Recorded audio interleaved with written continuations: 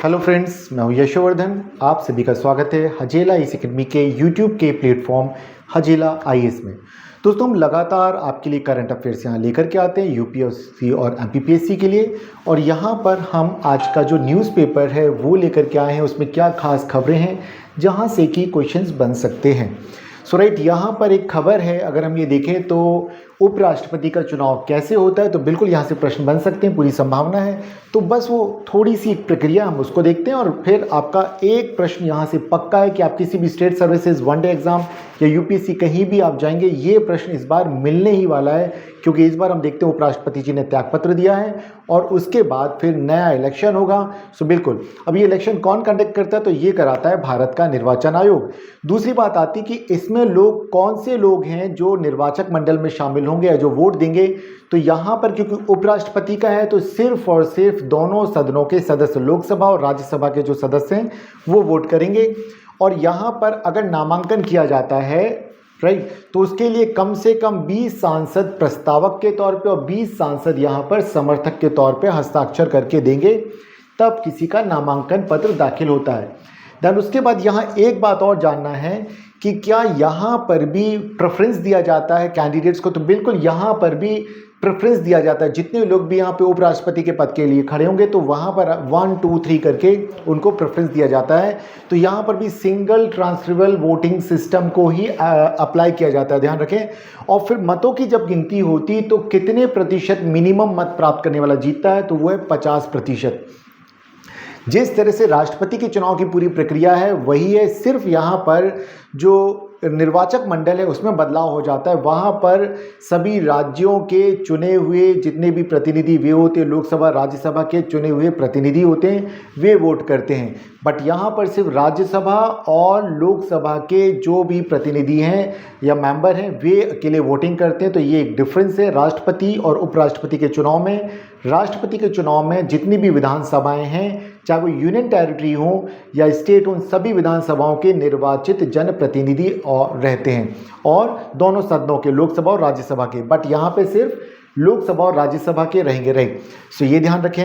Then इसके बाद आता है कि चीन से भारत के जो रिश्ते हैं वो सुधर रहे हैं। तो क्या ऐसा क्या है, कोविड-19 के दौरान चीन से जो लोग भारत में टूरिस्ट वीज़ा पर आते थे उन्हें टूरिस्ट वीज़ा उनका बंद कर दिया गया था। बीच में फिर लद्दाख के मुद्दे पर भी काफ़ी हमारे संबंध खराब रहे, वो बंद कर दिया था। लेकिन अब भारत ने 5 साल के बाद दोबारा से चीनी नागरिकों के लिए फिर से टूरिस्ट वीज़ा शुरू कर दिया है।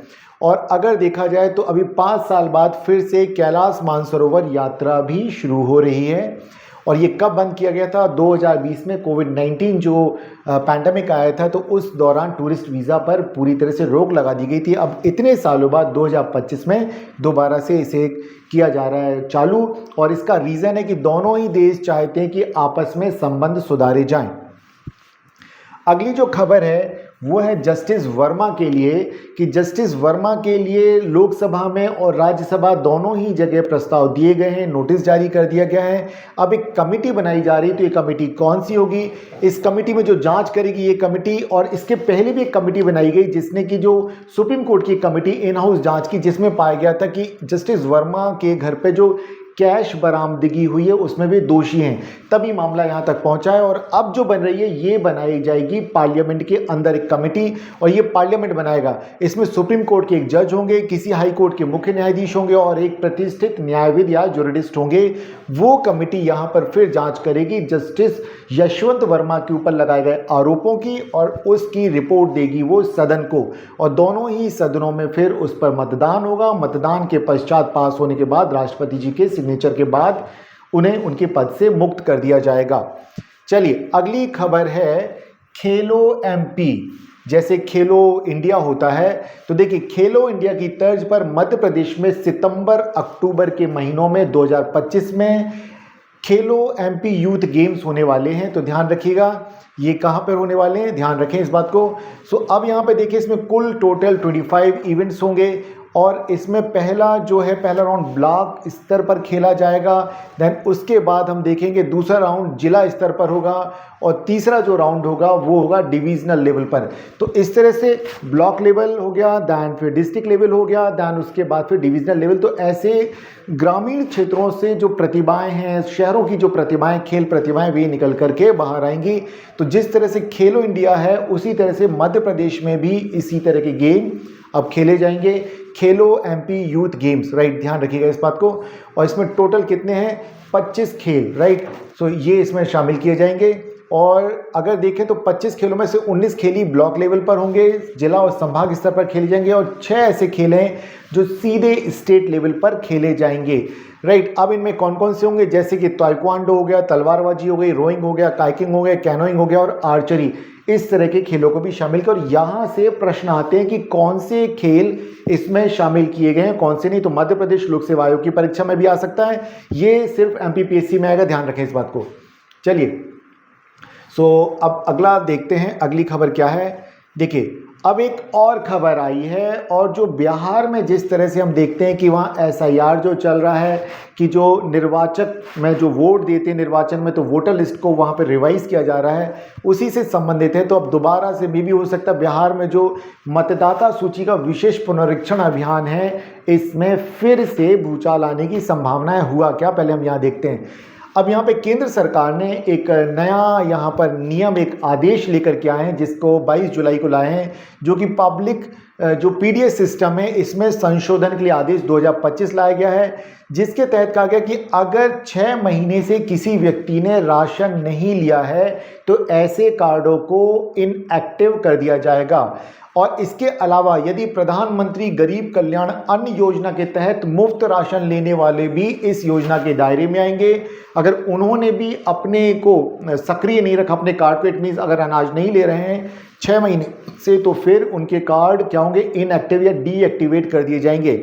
अब जब ये डीएक्टिवेट हो जाएंगे, फिर उन जो भी जिन लोगों के कार्ड ऐसे हुए, तो उन्हें मौका मिलेगा कि अगर वे उनके घरों पे जांच की जाएगी, 3 महीने तक लगातार होगा, जांच अधिकारी जाएंगे, फिर केवाईसी किया जाएगा। अगर सही पाए जाएंगे तो वे एक्टिव हो जाएंगे, और यदि पात्र नहीं पाए जाएंगे तो वे डीएक्टिव हो जाएंगे।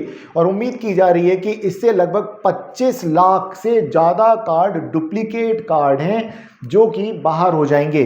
सो ये अगर देखा जाए तो ये एक तरह से अगर हम देखें तो 2024 में भी सार्वजनिक वितरण प्रणाली के जब डिजिटलीकरण किया गया था, तब 5.8 करोड़ फर्जी राशन कार्ड प्राप्त हुए थे जो कि रद्द किए गए। तो इस तरह से देखा जाए कि वर्तमान में अभी इस योजना का जो लाभ ले रहे हैं 80 करोड़ से ज़्यादा लोग इस तरह का सस्ता राशन लेने का लाभ प्राप्त कर रहे हैं। और ऐसे में अगर बार बार हर 5 साल पर अगर इसको सूची को रिवाइज किया जाएगा, इन राशन कार्ड्स को रिवाइज किया जाएगा, तो जो फेक राशन कार्ड हैं उन्हें रद्द किया जाएगा। तो लीकेज जो है या जो डायरेक्ट बेनिफिट ट्रांसफ़र जो शुरू किया गया है उसके उद्देश्य को प्राप्त किया जा सकेगा। चलिए, अगली जो खबर है वो ये है कि एक व्यक्ति है जिसका नाम है हर्षवर्धन जैन, और ये पिछले 9 साल से एक फर्जी दूतावास चला रहा था। और ये देखिए किस नाम से चला रहा था, इसको अगर देखा जाए तो ये बोलता था कि वेस्ट आर्कटिक, इसके नाम से एक कंट्री बनाकर, देखिए वेस्ट आर्कटिका नाम का एक काल्पनिक देश बना लिया इस व्यक्ति ने। और ये इतने टाइम से लगातार चल रहा था, बस इसने क्या क्या दिखावा कि एक बड़ा सा बंगला, और यहाँ पे देखें तो गाड़ियों का एक काफिला बना लिया इसने, मर्सिडीज ऑडी जैसी गाड़ियाँ रख ली, और लोग इसके इंप्रेशन में आकर के इसने इस तरह से फर्जीवाड़ा किया। और देखें तो लगभग अगर दिए तो 12 फर्जी पासपोर्ट, 4 कारें, 34 देशों की सील, विदेश मंत्रालय इत्यादि की मोहरें इसके घर से प्राप्त हुई हैं। सो आप देख सकते हैं कि ये क्या स्थितियां यहाँ चल रही हैं। एक और मध्य प्रदेश से, सिर्फ और सिर्फ मध्य प्रदेश से संबंधित एक खबर है कि मध्य प्रदेश में पेसा एक्ट के लिए सेंटर ऑफ एक्सीलेंस बनाया जा रहा है। इसमें मध्य प्रदेश के अंदर क्या होगा कि जो इंदिरा गांधी राष्ट्रीय जनजाति विश्वविद्यालय जो कि अमरकंटक में है, इसके परिसर में एक ट्रेनिंग इंस्टीट्यूट बनाया जाएगा, जहां पर कि जो पेशा अधिनियम के तहत आने वाली पंचायतों के चुने हुए जो जनप्रतिनिधि हैं, इनको 7-7 दिन की अलग अलग विषयों पर ट्रेनिंग दी जाएगी, ताकि बेहतर तरीके से पेशा कानून को, क्योंकि आज से 29 वर्ष पहले ये कानून बनाया गया था, लेकिन एक सर्वे में पाया गया कि जो फीडबैक प्राप्त हुआ कि वो उसका प्रॉपर लाभ लोगों तक नहीं प्राप्त हो रहा है। तो ऐसे में जो 10 राज्य हैं जहाँ पर कि इस तरह का कानून लागू है पेशा, तो उनके लिए यहाँ पर ट्रेनिंग की व्यवस्था की जाएगी। तो ये ध्यान रखें, मध्य प्रदेश के कहाँ, अमरकंटक में है। कौन सा विश्वविद्यालय, ये इंदिरा गांधी राष्ट्रीय जनजाति विश्वविद्यालय। तो ये सिर्फ MPPSC में इस तरह की खबर आएगी, ध्यान रखें। देन फिर एक और खबर है जिसे कि कहा जाता था फ्लाइंग ताबूत, ठीक है, कॉफिन। ये है MiG-21। अब इसे 1963 में इंडियन एयरफोर्स में शामिल किया गया था और अब ये 19 सितंबर 2025 को ये रिटायर हो रहा है। और ये भारत का पहला सुपरसोनिक फाइटर जेट है। और ये मिग कहाँ से लिया था हमने, रशिया से लिया है। तो इस तरह का अगर सवाल आता है कि उड़ता ताबूत या फ्लाइंग कॉफिन कौन सा है, तो राइट ध्यान रखें MiG-21 है। फिर एक और चीज़ देखें कि गीता गोपीनाथ कौन है, तो आप ध्यान रखें अंतर्राष्ट्रीय मुद्रा कोष की पहली डिप्टी MD गीता गोपीकृष्णन थी, जो कि अब उन्होंने यहाँ से इस्तीफा दे दिया है और वापस अब अगर हम देखें तो वे हार्वर्ड यूनिवर्सिटी में काम करने के लिए चली गई बाकायदा प्रोफेसर। इसे प्लीज़ क्लोज कर दीजिए। देन इसके अलावा अगर हम देखें तो दिल्ली सरकार ने ओलंपिक और पैरालंपिक विजेताओं की पुरस्कार राशि को बढ़ा दिया है। पहले जहां 3 करोड़ होती थी उसे बढ़ा करके 7 करोड़ कर दिया है। तो ये एक बहुत अच्छा फैसला है। इससे जो युवा जो खेलों में जाते हैं उनको यहाँ पे एक निश्चितता रहती है कि राइट, अगर वे अच्छा प्रदर्शन करते हैं तो उन्हें अंतर्राष्ट्रीय स्तर पर खेलों में 7 करोड़ तक प्राप्त होंगे। राइट, अब अगर हम देखें तो एक और चीज़ है, प्रधानमंत्री जी यूके और मालदीव्स की यात्रा पर गए और आज है गुरुवार का दिन है, 24 जुलाई का दिन है। तो आज यूनाइटेड किंगडम के साथ एक फ्री ट्रेड एग्रीमेंट, एक समझौते पर हस्ताक्षर होंगे, जो कि तो प्रधानमंत्री जी इस वक्त लंदन में मौजूद हैं, वहां पर इसके हस्ताक्षर होंगे। और 2030 तक भारत और यूके के बीच का जो बाईलैटरल ट्रेड है इसको 120 अरब डॉलर तक ले जाने का लक्ष्य रखा गया है। एक और यहाँ पे देखा जाए कि तमिलनाडु सरकार ने अन्नामलई टाइगर रिजर्व, तो एक तो आपको ये नाम पता चला कि अन्नामलई टाइगर रिजर्व कहाँ पर है, तो तमिलनाडु में। और क्या है, हॉर्नबिल संरक्षण के लिए देश का पहला केंद्र, हॉर्नबिल भारत में पाए जाने वाला एक पक्षी है, तो इसके लिए पहला इसके संरक्षण के लिए केंद्र खोला जाएगा। तो ध्यान रखें कहाँ पर, हॉर्नबिल। और ये कहाँ, पश्चिमी घाट। तो पश्चिमी घाट की जो 4 प्रजातियां हैं वहां पर उनको संरक्षण दिया जाएगा। एक और खबर है, हरियाणा के पानीपत में भारत का सबसे बड़ा ग्रीन हाइड्रोजन प्लांट बन रहा है और ये इंडियन ऑयल कॉर्पोरेशन की जो रिफाइनरी है पानीपत, वहां पर स्थापित होगा और हर साल 10,000 टन हरित हाइड्रोजन बनाने का इसका टारगेट रखा गया है। देन इसके अलावा अगर हम यहाँ पे देखें एक और योजना, केंद्र ने प्रमुख पर्यटन स्थलों को वैश्विक स्तर पर विकसित करने के लिए विशेष सहायता योजना SASCI शुरू की है। इस योजना के तहत जो भी इस तरह के स्थल हैं उनकी ब्रांडिंग की जाएगी और उनकी मार्केटिंग की जाएगी ताकि वहां पर पर्यटन को बढ़ावा दिया जा सके। इसी तरह से अगर देखें तो मोबाइल ऐप मेरी पंचायत को WSIS प्राइज 2025 में सांस्कृतिक और भाषाई विविधता बढ़ाने के लिए सम्मान प्रदान किया गया है और ये ऐप स्थानीय भाषा में पंचायतों को डिजिटलाइज करने में योगदान दे रहा है। तो ध्यान रखें।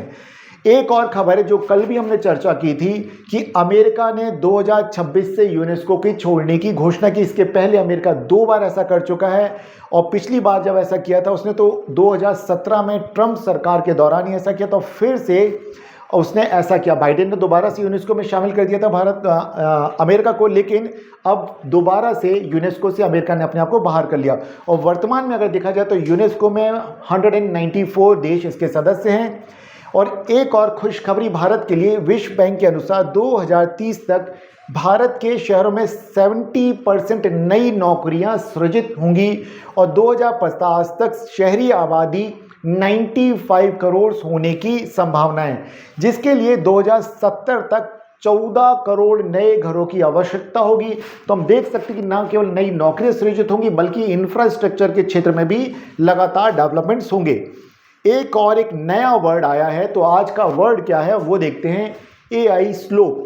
ये क्या है? यह शब्द उन तस्वीरों या वीडियो के लिए इस्तेमाल किया जाता है जो कि जनरेटिव AI से बनाई जाती है। तो ध्यान रखें, मध्य प्रदेश में कंप्यूटर या टेक्नोलॉजी से रिलेटेड लगातार वर्ड्स आते रहते हैं, तो ये एक वर्ड आप ध्यान रखें, ये है AI स्लोप, SLOP स्लोप। ये क्या है? अगर मान लीजिए कोई भी तस्वीर, कोई लेख AI जनरेटिव AI की मदद से बनाया जाता है तो उसको AI स्लोप कहा जाता है।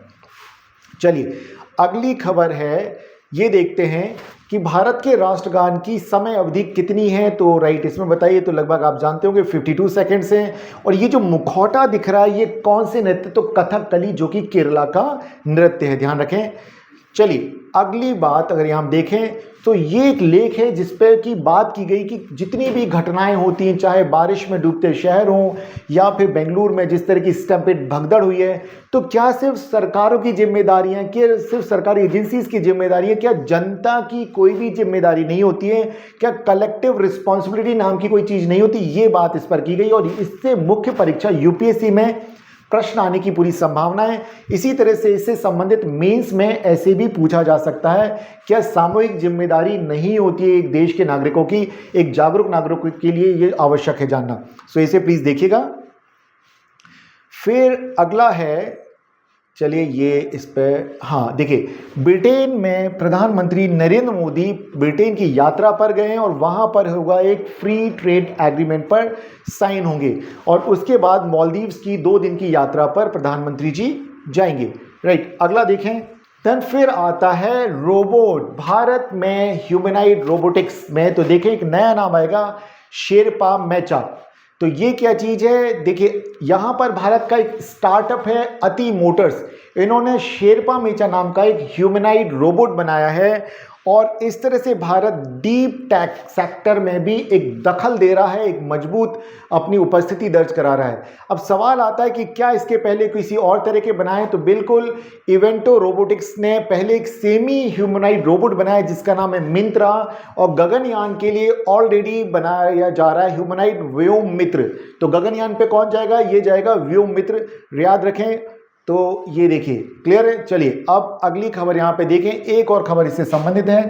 भारत ने ग्रीन एनर्जी से बचाए 4 लाख करोड़। ये कैसे? कि देखिए भारत ने 2024 में जीवाश्म ईंधन और प्रदूषण लागत में करीब 4 लाख करोड़ रुपए बचाने में मदद की। ये किसने? ग्रीन और रिन्यूएबल एनर्जी सोर्सेज के कारण इतने जो हैं वो बचत हुई है भारत को। चलिए अब एक और अगली खबर, ये देखिए। अब देखिए भारत में कार्बन मुक्त, भारत में लगातार ये टारगेट जो दिया है भारत को भी क्लाइमेट चेंज के कारण, अगर हम देखें तो जहाँ पे भारत लगातार सक्रिय अपनी भूमिका निभा रहा है, तो यहाँ देखें तो भारत ने कार्बन मुक्त बनाने के लिए क्या योजना, क्योंकि देखिए कई इंडस्ट्रीज है जैसे स्टील हो गई, एल्युमिनियम इंडस्ट्रीज हो गई, यहाँ पे जब बिजली की बहुत ज़्यादा आवश्यकता होती है, थर्मल पावर प्लांट से जब बिजली बनाई जाती है तो वहाँ पर बहुत ज़्यादा प्रदूषण फैलता है। ऐसे में तय किया है सरकार ने कि उन सभी जगह के लिए वे कहते हैं कि छोटे छोटे, ठीक है, मिनी जो है स्मॉल रिएक्टर्स लगाए जाएंगे, न्यूक्लियर रिएक्टर्स। तो उसके लिए भारत की कंपनियों से बोली मंगवाई गई, जिसमें भारत की अगर हम बात करें तो रिलायंस है, टाटा है, अडानी है, बिरला समूह है, वेदांता, जेएसडब्ल्यू, इन सभी समूहों ने छोटे रिएक्टर्स लगाने के लिए बिड में पार्टिसिपेशन किया, भाग लिया। और अगर हम बात करें कि इसे कौन देखता है, तो इसे देखता है भारतीय परमाणु ऊर्जा निगम। ध्यान रखें तो इसकी पूरी निगरानी करने का काम है भारतीय परमाणु ऊर्जा निगम। तो इस बात को ध्यान रखिएगा, इससे संबंधित प्रश्न आता है किसी भी तरह का।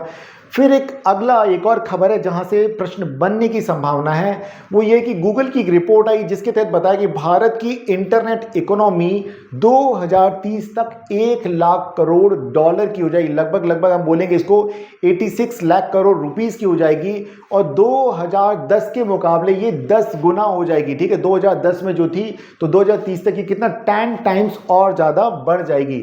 राइट, तो ध्यान रखिएगा। और जीडीपी में इसका 2029 तक इसका योगदान पहुंच जाएगा 20% तक। ठीक है, 20% तक पहुंच जाएगा इसका। तो ध्यान रखिए, तेजी से ये सेक्टर काफ़ी बढ़ रहा है। अब आता है कि भारत में मोबाइल सब्सक्राइबर की, जो लोग मोबाइल का इस्तेमाल कर रहे हैं, आबादी में कितने हैं। तो देखा जाए कि भारत में सिर्फ भारत से आगे चीन है, भारत दुनिया में दूसरे नंबर पर है। तो 836 करोड़ मोबाइल सब्सक्राइबर दुनिया में है टोटल, और अगर देखें 178 करोड़ चाइना में है और इंडिया में 114 करोड़। तो भारत दूसरे नंबर पे है, चीन पहले नंबर पे है। इंटरनेट ट्रैफिक के मामले में अगर देखा जाए तो दुनिया में सबसे ज़्यादा 35 GB प्रति माह कोई व्यक्ति इस्तेमाल करता है, वो सऊदी अरब में इस्तेमाल किया जाता है। और अगर 5G डिप्लॉयमेंट के बारे में देखा जाए तो भारत 2024 की शुरुआत में ही चीन के बाद दुनिया का दूसरा सबसे बड़ा 5G फ़ोन मार्केट बन गया था। राइट। अब डिजिटल पहचान की बात की जाए तो भारत में जनवरी 2024 तक भारत में करीब 130 करोड़ बायोमेट्रिक आईडी वितरित की जा चुकी है, राइट। और बायोमेट्रिक तो आप ध्यान रखें, आधार कार्ड को इससे जोड़ लीजिएगा। डिजिटल पेमेंट की बात करें तो राइट, यहाँ पे डिजिटल पेमेंट में भारत पूरी दुनिया में सबसे आगे। यूपीआई से हर महीने करीब 1800 करोड़ ट्रांजैक्शन किए जाते हैं, जो कि लगभग 24 लाख करोड़ रुपए के होते हैं। तो ध्यान रखें। और ये अगर देखें पूरी अगर देश का लगभग 85% ट्रांजैक्शन अब यूपीआई या ऑनलाइन के थ्रू होने लग गया है।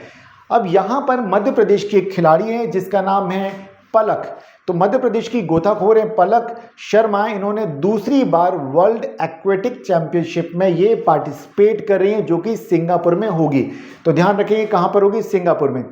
एक और नाम जान लीजिए कि वो पहली महिला जो कि चेस के वर्ल्ड कप के फाइनल में पहुंचने वाली पहली भारतीय महिला है, जो कि दिव्या देशमुख। ध्यान रखें कौन है ये, दिव्या देशमुख, महिला चेस वर्ल्ड कप के फाइनल में पहुंचने वाली पहली महिला। और इन्होंने सेमीफाइनल्स में अगर द्रोणा हरिवल्ली को हराया और फाइनल में पहुंचने के लिए इन्होंने चीन की तान जियोंगी को हरा करके वहां पहुंचे। तो आप इनका नाम ध्यान रखें, दिव्या शर्मा, ये पहली महिला, इसलिए ध्यान रखें, ऐसे प्रश्न बनने की पूरी संभावना है। अब अगर हम देखते हैं बुलेट ट्रेन की, अगर हम बात करते हैं तो बुलेट ट्रेन का जो प्रोजेक्ट है, तो इसमें उम्मीद जताई जा रही है कि 2029 तक ये पूरा का पूरा प्रोजेक्ट ये कंप्लीट हो जाएगा। तो इस पे एक डिटेल वीडियो बना रहा हूँ, तो राइट, तो हम लोग वहाँ देखेंगे तो ये सारी खबरें आपको वहाँ पे मिल जाएंगी।